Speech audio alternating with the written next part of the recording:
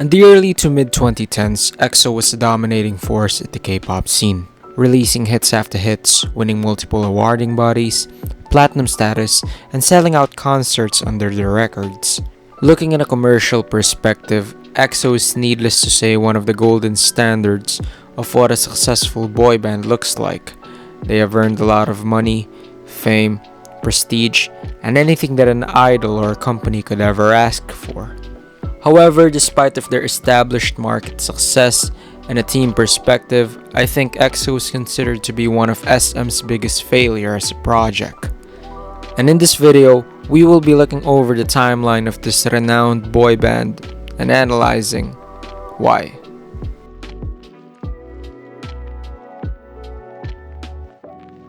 First, we need to establish what is a team. In a definition provided by Merriam's dictionary, a team is a number of persons associated together in work or activity. Individuals with shared goal, fostering a sense of collaboration, and nurturing a close relationship to each other, depending may it extend on business or personal. It's important that we focus at these three elements because at core, that's what essentially comprises of not just a team, but also a good one. And this can be apparent to a lot of real-life examples. The Chicago Bull led by Michael Jordan in the 90s dominated the basketball world because they were able to harness a strong sense of teamwork, bringing the best out of every single players on their team. And that's how they were able to win multiple championship titles. The creation of the multi-award-winning show Breaking Bad, albeit being birthed from the mind of its director, Vince Gilligan, its success wouldn't have become possible without the involvement of all its actors and production team around him. And lastly, an orchestra. With a strong sense of teamwork and trust to their conductor, each music players develop a sense of harmonic synchronization that emits an artful composition as the prime example of music. A lot of great things in life are achieved through a strong sense of unity and teamwork. But what happens if these three key aspects slowly deteriorate over time? Is it still safe to say that they are a team? Keep watching the video and let's find out. EXO debuted at April 2012 under SM Entertainment with the primary goal of establishing the pioneers of third-generation K-pop, and more importantly, an attempt to promote Korean acts in the Chinese market where they could potentially find their biggest income streams at the time. It featured 12 members which was divided into two subunits, with first being exo-k, which primarily performed the band's songs in Korean, consisting of Suho, Kai, Sehun, Chanyeol, Do, and Baekhyun. And the other one is exo-m, who was responsible for tapping onto their Chinese objective, consisting of Chris, Luhan, Tao, Lei, Chen, and Xiumin. During this time period, EXO showcased a promising potential, establishing three major albums that garnered various recognition within the industry that serve as their foundation for their upcoming success as a boy band, in which would become their groundworks on defining K-pop in a cultural basis. With projects such as Mama, Wolf, Miracles of December, Overdose, and lastly Growl, which I know you have heard at least once in your lifetime, even if you're not a K-pop fan.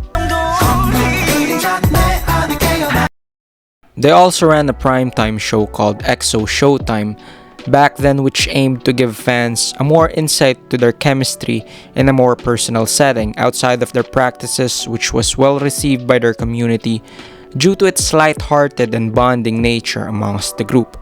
So for the first 3 years of EXO, it was consisted of 12 members who are fully committed, 2 subunits who are consisted of Korean and Chinese members, no company dramas, everyone has a shared goal, and it is a solid overall team. And this can be apparent from the way they stood out amongst the masses, and if there's anything, they was a generation-defining group.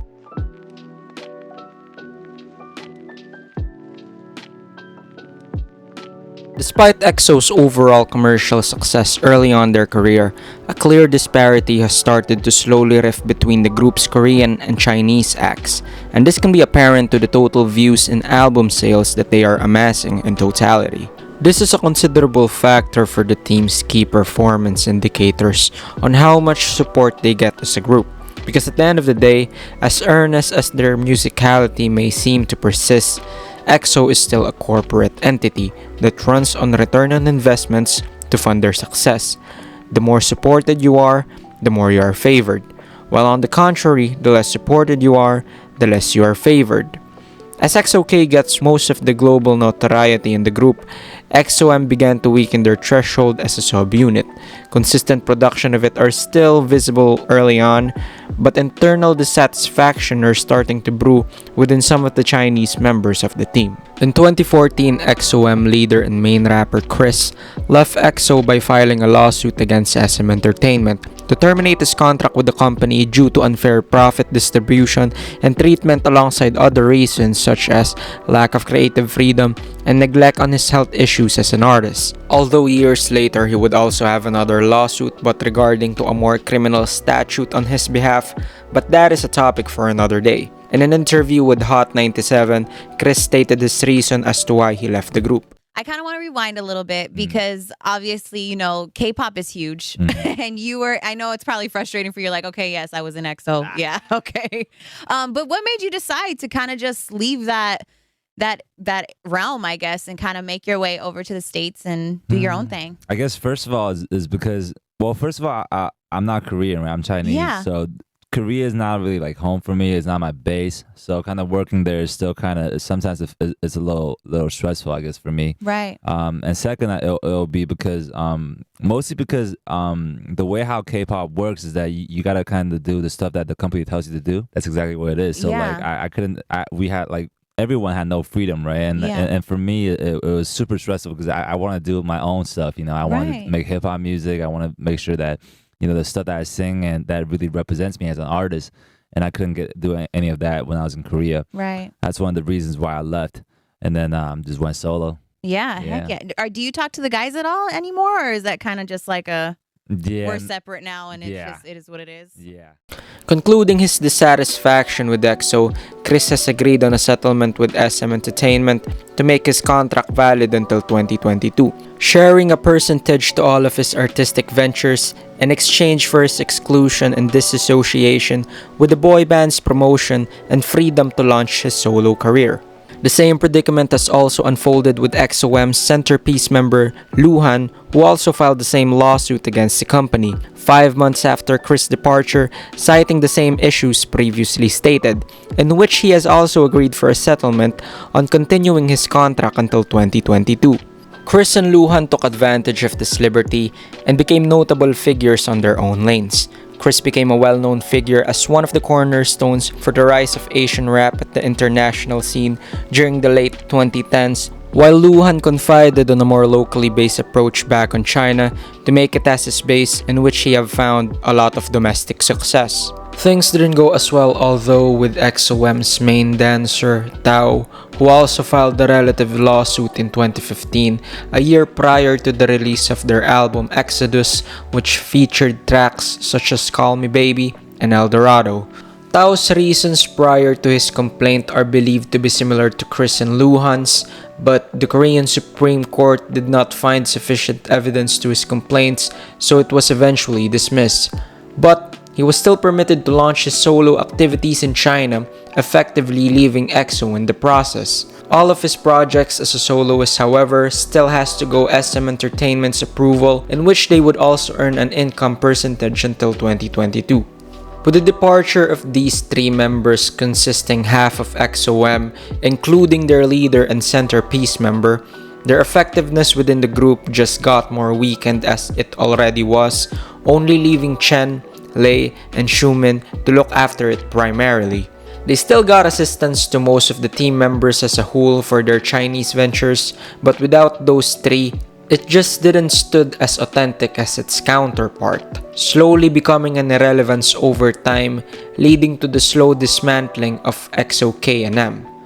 Shifting the group's focus more primarily into Korean songs, giving up their initial objective at the start to promote on the Chinese market in a huge scale. But regardless of which, they are still a fairly solid group. But From 12, they have now decreased into 9 fully committed members. From 2 subunits consisting of Korean and Chinese, they have now merged into 1 full unit, which is mostly consisted of Koreans. From 0 dramas to 3 lawsuits filed, which is massive by the way. But still, looking at the bright side, majority still has a shared goal and still a solid overall team. It was a noticeable change, but this formation will shape EXO's best years ahead.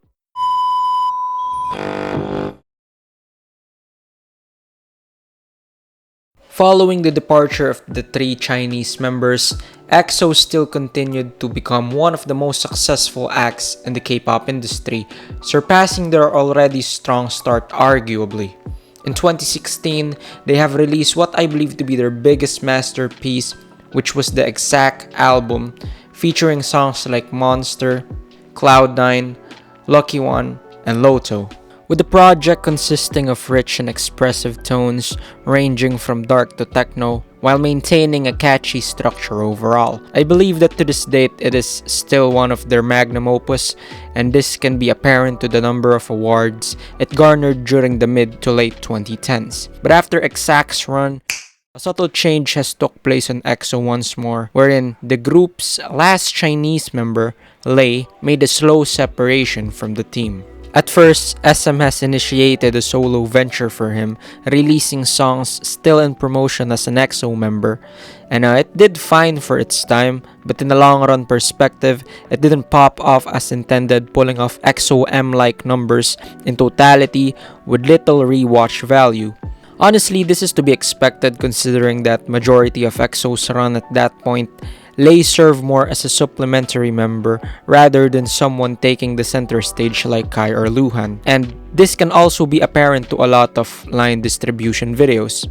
But regardless, Lay continued his solo activities restlessly while still representing EXO, returning back to his home country, starring on various films, TV shows, and musical activities on his own accord. While EXO in itself also continued their activities with music projects in 2017 such as The War, featuring songs like kpop and The Eve, and EPs such as Universe, The Power of Music, and their first Japanese album Countdown, which all turned out decently even with the absence of Lay. Although in 2018, Lay made a subtle reintroduction to the group with their album and song Don't Mess Up My Tempo, most noticeably in their music video, albeit not having any singing lines, which was kind of a shame. But after that, going from Love Shot onwards, he returned into being an absentee once more to focus on his solo promotions. Lay and EXO, albeit still connected, their secluded situation has made them thrive and seemingly fine even without each other's active presence. But unlike the former Chinese members, Lay has been vocal about being in good terms with them at least, and this can be seen in a lot of instances with each other's occasional mention of them.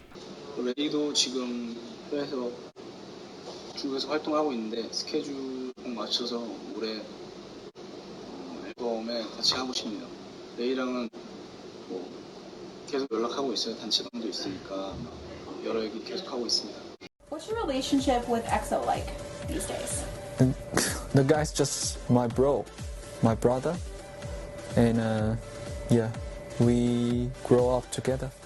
Awesome. Although it is important to remember that during this time period, EXO was still on its peak.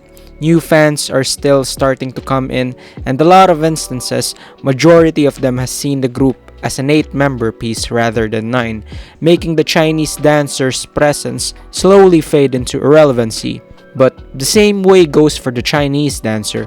In 2020, Lay established the record label New Chromosome Entertainment based on China, all the while still being an SM employee, promoting his songs in separation completely to EXO and handling fledgling artists under his wings. He started creating a path for himself on the Chinese market, also fading EXO's relevancy, especially to the newer fans that he garners. And this went on for quite some time, until in June 2021, Lay has once more returned to EXO with now an active participation and singing lines on its album Don't Fight the Feeling. Although his appearance on the music video was noticeably green-screened, it was still a commendable effort, I would have to say. And a year following the album's release, Lay's contract towards SM Entertainment has formally expired, liberating him finally from the company's provisions. So in a way, I kind of interpret the album as Lay's final gift and as a conscious effort of his to rekindle his existence in the group, saying, "Hey, I am still an EXO member," which was thoughtful in its own ways. And aligned with this, Lay has also penned the message for the members and the fan base that supported him throughout the years. And most noticeably, him saying that if the member will ever need him again, he'd always be their Lay, EXO's family member from China. And I do have to say, Lay had a graceful exit. Unlike the 3 former members, he was able to technically serve out his entire contract in good terms with the company, while still being able to prosper into his own lane without much drama. But at the same time, I interpreted Lay's inactivity from the group as a symbolism of EXO's original ideals completely dying out as to when they first started, since he was the final Chinese member they had on their roster. So from there on, EXO has now deteriorated more arguably. From 9, they have now 8 fully committed members. From 1 full unit of mostly Korean to completely Korean, 3 filed lawsuits, and 1 contract expired. But 2/3 of the team still has a shared goal, and 2/3 of the members is still a solid team, running in a completely Korean fashion.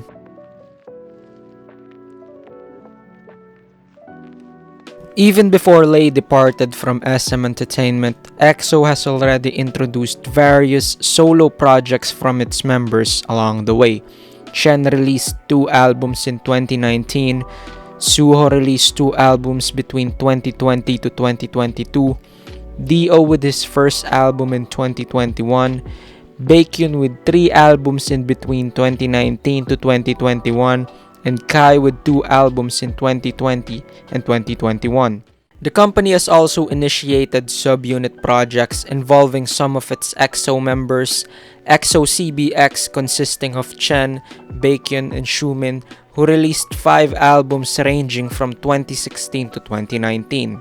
exo-sc consisting of Sehun and Chanyeol, releasing 2 albums, and Super-M consisting the involvement of Kai and Baekhyun alongside with other artists in the company from NCT and SHINee respectively. In their own accords, it is safe to say that the members all have pretty good runs towards their individualistic pursuits, and looking at them in a more outward perspective, they were given more exposure, performative freedom, and revenue.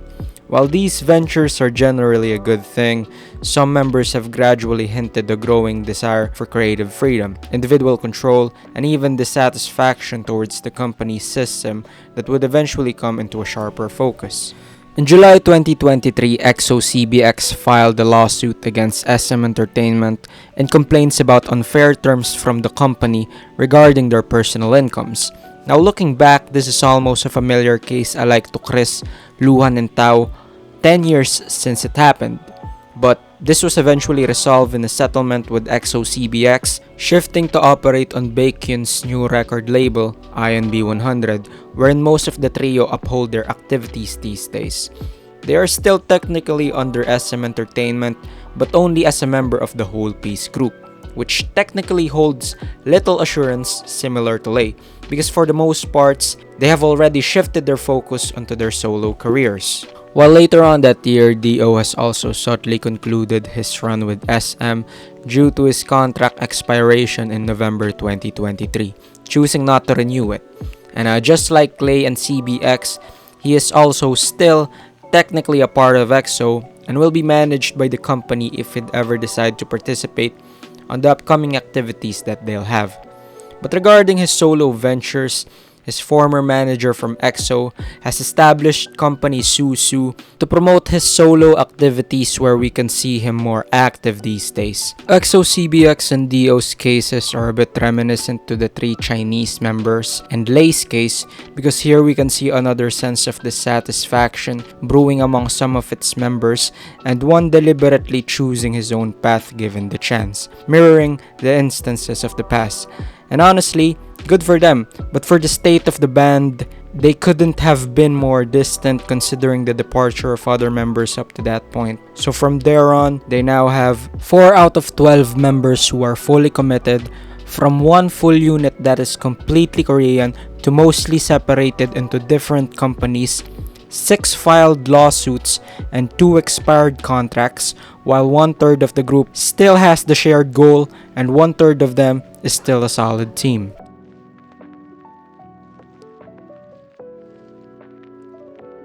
Going back into the main point of this video, I have said that in a team perspective, EXO is considered to be one of SM Entertainment's biggest failures as a project. Why? Because at this point in time, EXO's presence have massively whittled down in comparisons as to how they first started. More than half of the original members have already left, and most of them came from dissatisfaction and lawsuits. This reflects on SM Entertainment's tight chokehold and poor management that I argue to this date to one of their biggest boy bands that they have ever produced. They may be commercially sound, being a global sensation and earning lots of money, but internally, they are almost individualized and distant, just like a rich but dysfunctional family that we can often see in a lot of soap operas. Now, there are only 4 people who are doubling down as an EXO member. Suho, who is the leader of the group, Chanyeol, who is the group's main rapper, Kai, their poster boy, and Sehun, their main dancer who is currently serving the military as of making this video. Honestly, these 4 people are solid idols by themselves, but I guess looking at the hindsight, it's just weird to see that a group who used to start out with so many members only got such concentrated presence now. And this can be apparent to a lot of their more recent content, projects, and reels. But that aside, EXO's future as a group holds a lot of curiosity. How will this lessened full-time members affect them? Will they be able to work on the same efficiency as they did before? And can we expect the members outside of the contract have active participation still? And the only answer that I have for that is only time will tell, because right now things are very uncertain. But regardless of which, it is safe to say that with how things currently stand, EXO unfortunately is now a shell of its former glory, and a lot of it was caused by SM's unequivocal management to keep them together as a team. Leaving it at that, what are your thoughts about this video? Leave your comment down below, subscribe, like the video, and let me know. Thanks for watching, and keep living out there.